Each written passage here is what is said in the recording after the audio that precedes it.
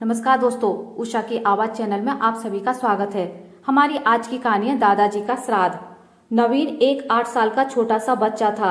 आज वह स्कूल में छुट्टी के बाद बाहर निकला तो उसकी माँ कविता उसके इंतजार में खड़ी थी। उन्हें देखकर नवीन दौड़ता हुआ उनके पास आया। कविता ने कहा, बेटा जल्दी से घर चल और आज जल्दी से होमवर्क कर लेना, कल हमें गाँव जाना है। नवीन ने पूछा, क्यों मम्मी, गाँव क्यों जाना है? अभी मेरे स्कूल की छुट्टी भी नहीं है। कविता ने कहा, बेटा घर चल, सब बताती हूँ। घर पहुंचकर नवीन जिद करने लगा। नवीन को गांव जाना बहुत अच्छा लगता था, लेकिन जब से दादाजी नहीं रहे तब से उसका मन गांव जाने का नहीं करता था। गांव में दादी थी, लेकिन नवीन को दादाजी बहुत प्यार करते थे। कविता ने नवीन को समझाया, बेटा परसों दादाजी का श्राद्ध है, इसलिए कल हमें गांव जाना है। नवीन ने पूछा, माँ ये श्राद्ध क्या होता है? कविता उसे श्राद्ध के बारे में सब कुछ बताती है। उसमें नवीन को एक बात अच्छी लगती है कि दादाजी हमारे घर भोजन करने आएंगे। अगले दिन नवीन अपने मम्मी पापा, कविता और राकेश के साथ गांव पहुंच जाता है। गांव जाकर वह दादी जी के पैर छूता है। दादी उसे ढेर सारा प्यार करती हैं। वह ध्यान से देखता है कि दादी पहले से बहुत कमजोर हो गई हैं। नवीन ने दादी से कहा, दादी आप तो बहुत कमजोर हो गई हो।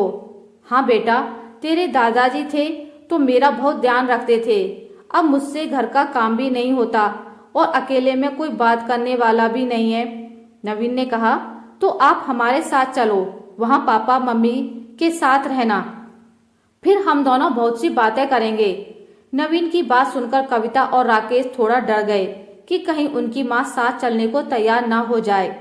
दादी ने दोनों की ओर देखा और वो समझ गई कि मुझे साथ में रखने की इनकी मर्जी नहीं है, और वो नवीन से बोली, बेटा मैं यहीं ठीक हूँ, वैसे भी तुम्हारा घर बहुत छोटा है, मैं वहाँ कैसे रुक पाऊंगी। उसके बाद दादी ने राकेश को सामान की लिस्ट दे दी और कहा, मैंने पंडित जी को बोल दिया है, वे सुबह 11 बजे आ जाएंगे, तू ये सामान इकट्ठा कर ले।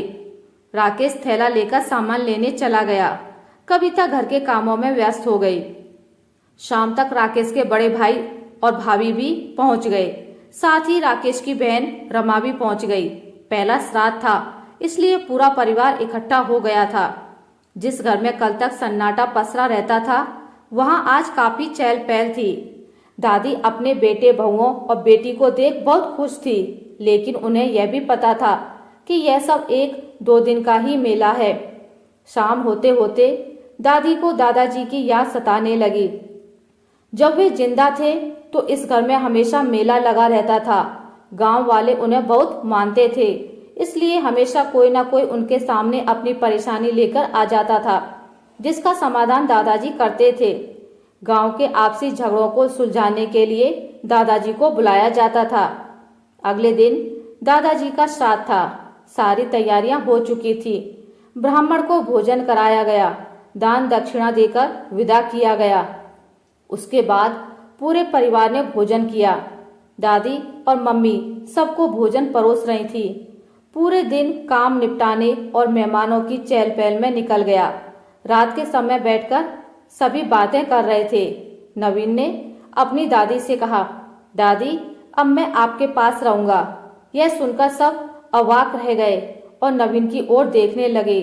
कविता ने कहा, बेटा ये तू क्या कह रहा है? तेरी पढ़ाई का क्या होगा? वैसे भी तू अभी इतना बड़ा नहीं हो गया कि दादी की देखभाल कर सके।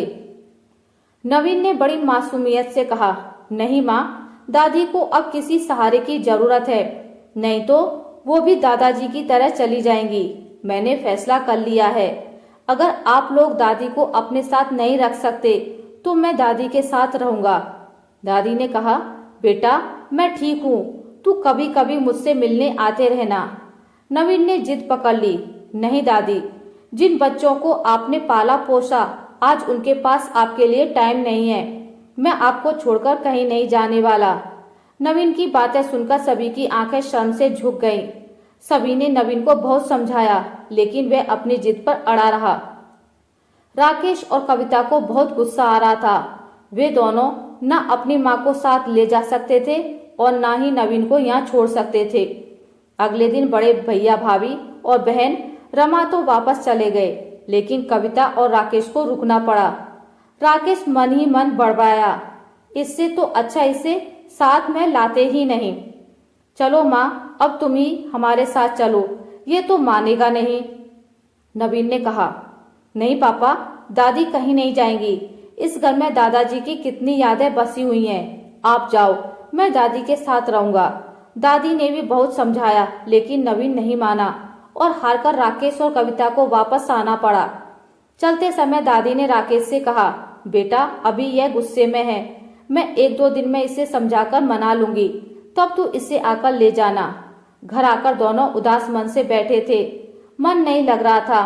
कविता पहली बार अपने बेटे से अलग हुई थी, वह बैठकर रोने लगी। राकेश ने कविता से कहा, अब तुम्हें पता लगा बेटे से बिछुड़ने का दर्द। एक दिन तुमने मेरी माँ से लड़ झगड़ कर मुझे अलग कर दिया था, तब उन पर क्या बीती होगी। कविता बोली, मुझे माफ कर दीजिए, आज माँ जी का दर्द मुझे समझ आ रहा है। चलो हम दोनों भी गांव चलते हैं, वहीं आप कुछ कर लेना। बेटे के बगैर यहाँ कुछ अच्छा नहीं लग रहा है। मैं माँ जी की खूब सेवा करूंगी। 4 दिन बाद अपना सब कुछ समेटकर दोनों गांव पहुंच गए। उन्हें देखकर नवीन और दादी बहुत खुश हुए। राकेश ने वहीं गांव के बाजार में एक छोटी सी दुकान खोल ली। कविता घर का सारा काम करती। नवीन को पास के ही एक स्कूल में दाखिला दिला दिया। नवीन की जिद ने एक परिवार को वापस अपनी जड़ों से जोड़ दिया। आशा करती हूँ आपको मेरी आज की कहानी अच्छी लगी होगी। अगर आपको मेरी कहानी अच्छी लगी है तो इसे लाइक करें, ज्यादा से ज्यादा शेयर करें, और अगर आप मेरे चैनल पर नए हैं तो इसे सब्सक्राइब करना ना भूलें। मिलते एक नई कहानी के साथ, तब तक के लिए नमस्कार।